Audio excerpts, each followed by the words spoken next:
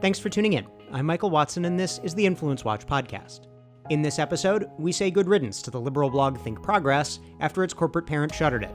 The Freedom Foundation forces the SEIU to respect a worker's legal and constitutional rights, and progressives take aim at technological progress in order to boost big labor. ThinkProgress, the liberal blog site operated by the lobbying arm of the Center for American Progress, known as CAP, a think tank closely aligned with the Democratic Party establishment, is no more.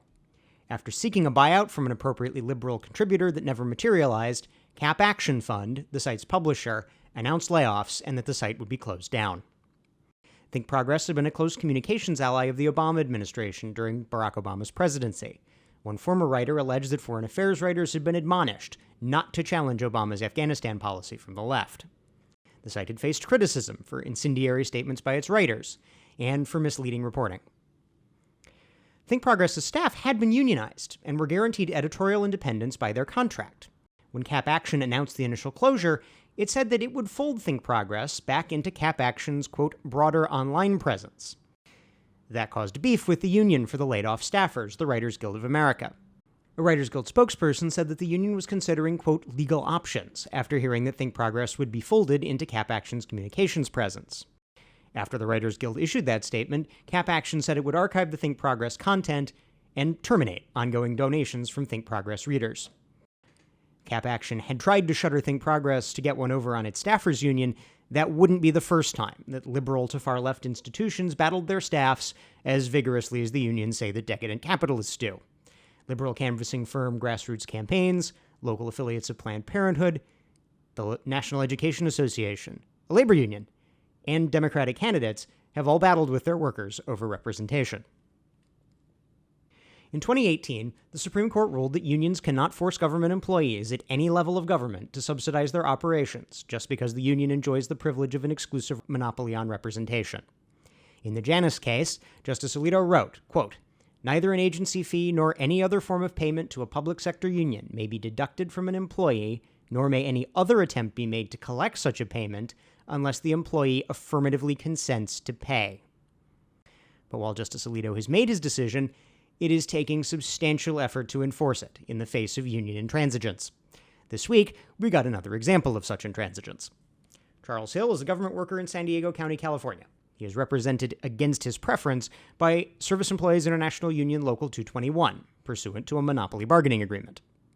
Pursuant to the agreement, employees wishing to exercise their Janus rights not to be union members and not to pay union fees must opt out in writing to the union or the county in the month of June, a window period made suspect by Alito's opinion.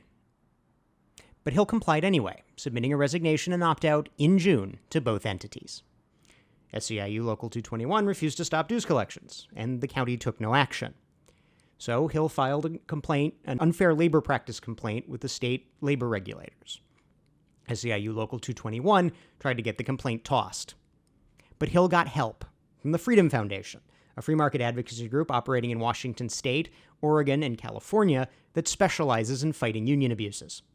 The prospect of facing Freedom Foundation attorneys seems to have convinced SEIU Local 221 to face the weakness of their own case. It offered to settle, accepting Hill's opt-out and paying back dues collected since June. Freedom Foundation and other free market groups are pressing unions to stop infringing employee rights throughout the country. Freedom Foundation lawsuits are challenging union withdrawal windows, which appear to contradict the plain language of Alito's ruling in Janus.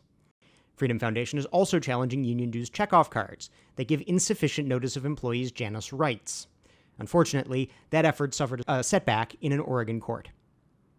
Other free market groups have challenged government union exclusive representation, which would obviate union complaints about uncompensated representation by freeing unions from representing non-members. Unions oppose these efforts because exclusive monopoly bargaining increases union power, compensating the union.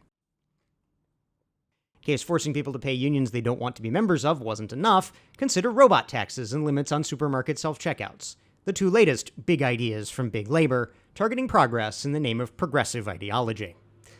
The robot tax was the brainchild of New York City Mayor Bill de Blasio, who proposed ordering businesses to pay 5 years of payroll taxes for any employee replaced by technology, which would be used to fund a government jobs boondoggle. Even the New York Daily News, a relatively liberal tabloid, questioned the wisdom of de Blasio's proposal, writing, damned if we know, how the government would disaggregate improved productivity from job replacement. This is a classic case of the government trying to chase the consequences of bad regulation with even more regulation. De Blasio is a staunch supporter of the SEIU's Fight for 15 minimum wage hike campaign, one consequence of which has been increased automation in the restaurant industry. Meanwhile, in Oregon, the state AFL-CIO Labor Union Federation has submitted signatures for a ballot initiative, limiting the number of self-checkout machines in grocery stores to 2. The move comes amid contract negotiations between the supermarket union, the United Food and Commercial Workers, and Oregon supermarkets. Using the threat of onerous government policy to coerce employers to concede to union demands is a common union tactic in contract campaigns. The use of self-checkouts is, too, a consequence of other union campaigns. Oregon adopted a union-backed increase in its minimum wage in 2016. Having suffered the predictable consequences of their desired policies, unions and their supporters in government are turning to coercive regulations to try to cover up the damage. In the process, the so-called progressives hold back progress. That's our show for this week. If you're listening to this on YouTube, we encourage you to subscribe on iTunes or Stitcher. And if you have subscribed, thank you, and please leave us a 5-star rating. We'll see you next week.